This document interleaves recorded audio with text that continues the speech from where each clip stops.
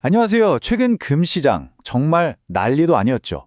안전자산의 대표주자였던 금값이 말 그대로 수직 낙하를 해버렸습니다. 이걸 보면서 아니 이게 도대체 무슨 일이지? 싶으셨던 분들 정말 많으셨을 거예요. 이게 그냥 좀 떨어진 수준이 아니라 무려 43년 만에 벌어진 일이라고 하니까요.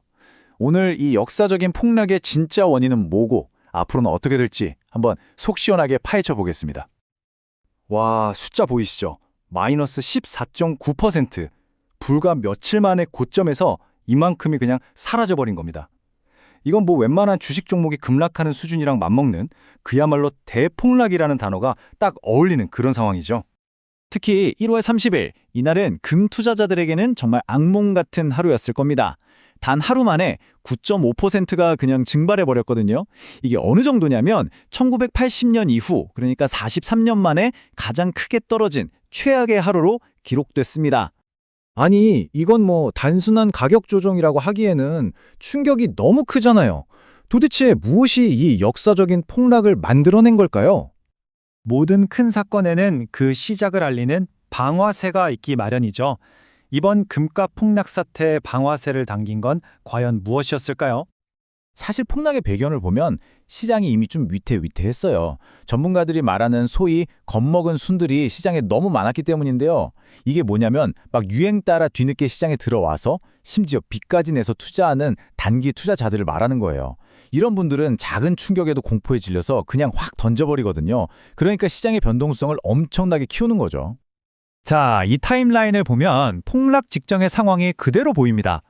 1월 27일에 트럼프 대통령이 달러 약세? 좋은데? 이런 식의 발언을 툭 던지면서 시장이 술렁이기 시작해요. 바로 다음 날 재무장관이 나서서 아니다, 우리는 강달러 정책이다 라고 급하게 불을 끄려고 하죠. 여기에 연준까지 긴축할 수 있다는 뉘앙스를 풍기니까 결국 1월 30일에 역사적인 폭락이 터져버린 겁니다. 벤슨 재무장관의 이 한마디, 우리는 항상 강달러 정책을 편다. 이게 사실상 시장에 진정해 라고 소리친 거나 다름없었어요. 계속 떨어지는 달러를 막기 위한 직접적인 구두 개입이었고 사실상 금값 하락의 첫 번째 방아쇠를 당긴 셈입니다. 근데 있잖아요. 이런 방아쇠가 당겨졌다고 해서 항상 이런 대폭락이 일어나진 않거든요. 이미 시장의 기초가 모래성처럼 약해져 있었기 때문에 가능했던 겁니다. 자, 그럼 진짜 근본적인 원인이 뭔지 한번 들여다보죠. 바로 셀 아메리카 흐름 때문이었습니다. 당시 전 세계적으로 미국을 팔자, 그러니까 미국 국채를 팔고 금을 사들이는 거대한 흐름이 있었어요. 그런데 여기에 트럼프 대통령이 약달러? 고 좋은데? 하고 기름을 부어버린 거죠. 이 슬라이드가 참 흥미로운데요. 왜 전 세계가 미국을 팔자고 했는지 그 이유가 담겨 있습니다.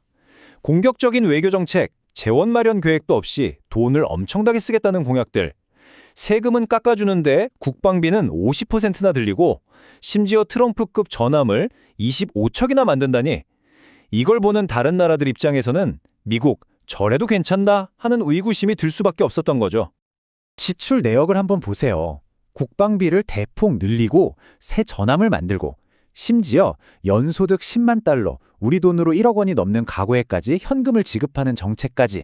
중요한 건 이 모든 돈을 어떻게 마련할지에 대한 계획이 없다는 거예요. 그럼 어떻게 하겠어요? 당연히 빚을 더 내야 하는 상황인 거죠.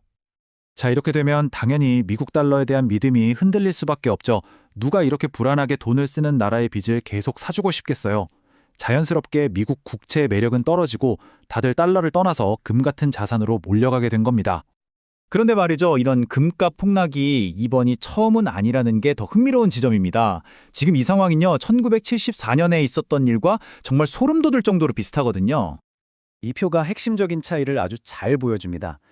1974년 폭락은 오일 쇼크가 진정되고 전쟁이 끝날 거라는 기대감 같은 좀 긍정적인 분위기에서 일어났어요. 근데 지금은 어때요? 오히려 원자재 가격은 오르고 지정학적 긴장은 점점 더 심해지고 있잖아요. 상황이 정반대죠. 게다가 미국의 빚 수준은 이건 뭐 비교가 안 될 정도입니다. 1974년에 미국의 GDP 대비 부채 비율은 30%에 불과했어요. 이 정도면 금리를 올려서 달러를 방어할 체력이 충분했죠. 하지만 지금은요? 120%에 달합니다. 120%. 이런 상황에서 금리를 올리는 건 훨씬 더 위험한 선택이 될 수밖에 없다는 뜻입니다. 자, 그럼 이제 가장 궁금한 부분이죠. 이 모든 상황을 종합해 볼 때 금 가격의 미래는 과연 어떻게 될까요? 급격한 V자 반등을 기대할 수 있을까요? 전문가들은 그건 좀 어렵다고 봅니다. 이번 폭락으로 겁먹은 손들이 시장에서 대거 정리됐고 투자 심리가 회복되려면 시간이 좀 걸릴 거라는 거죠. 당분간은 변동성을 보이면서 바닥을 다지고 그 후에야 펀더멘탈, 즉 본질적인 가치가 다시 부각되면서 점진적인 U자형 회복을 보일 가능성이 높습니다. 그리고 가장 중요한 점은 이거예요. 셀 아메리카 현상을 만든 근본적인 원인들, 그러니까 미국의 재정정책이나 지정학적 전략 같은 것들은요, 정부 관계자들이 나와서 몇 마디 한다고 해결될 문제가 전혀 아니라는 사실입니다. 그래서 앞으로 금 가격의 향방은 이 네 가지 변수에 달려 있다고 보시면 됩니다. 첫째, 외국인들이 다시 미국 국채를 팔아치우는지. 둘째, 인플레이션을 자극하는 원자재 가격이 계속 오르는지. 셋째, 미국과 중국 간의 갈등 같은 지정학적 긴장이 어떻게 되는지. 그리고 마지막으로 이 모든 상황을 보고 미국 연준이 어떤 카드를 꺼내드는지. 여기에 금의 장기적인 방향이 결정될 겁니다. 마지막으로 이 말을 꼭 기억할 필요가 있습니다. 금은 1971년 이후 무려 160배가 올랐습니다. 그 과정에 폭풍이 없었던 게 아니라 수많은 폭풍우를 견뎌냈기 때문에 여기까지 올 수 있었다는 사실이 중요합니다. 지금의 이 변동성도 어쩌면 그 과정 중 하나일 수 있겠죠? 결국 이번 사태는 우리 모두에게 근본적인 질문 하나를 던지는 것 같습니다. 미국과 다른 강대국들 간의 패권 경쟁이 금과 같은 자산을 무대로 펼쳐지고 있는 지금, 이 거대한 파도 속에서 여러분은 어떤 원칙을 가지고 투자를 하시겠습니까? 그 어느 때보다 자신만의 명확한 투자 원칙을 세우는 게 중요해 보입니다.